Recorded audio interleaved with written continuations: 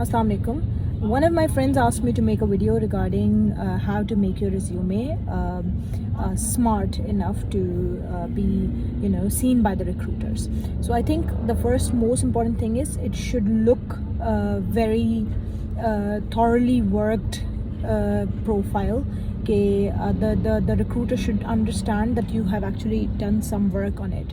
They should not understand that you just copied it from somewhere and you have just pasted your information and then you have sent it to them. So it should look like you have worked on it. Now, how would that be? Is you do not need a lot of your personal information on your resume. Number one, it's not important that you include how many kids you have, whether you're single or married, whether you are living alone or in a joint family, what is your CNIC number. So if you're locally applying and nationally applying, it is not important. What is important is how they can connect with you. Your contact number, your name, your current designation, your contact number and your email address are the important things where they can easily reach to you. So they'll ask all the other details maybe in the interview. If they're interested, they'll obviously ask all those things.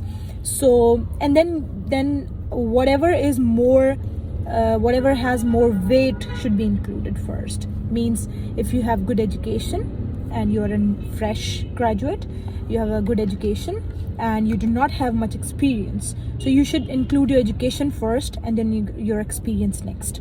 But if you are already very experienced and then you've worked many years and you're still applying for a very good position, then you can include your experiences first and then your education. You can also include the languages you speak if you do not have enough information that you want to provide in a resume. You have not done much yet, so you can provide the languages you speak. You can also provide the hobbies you have, and that is okay. You can always include that. So I think it should be short, it should be crispy, it should look in a way that when a recruiter looks at it, they know in just 15 seconds that what you want to say in a resume. How do you want to define yourself? So it's actually you're selling yourself and you're selling your profile to the recruiter to hire you. Thank you.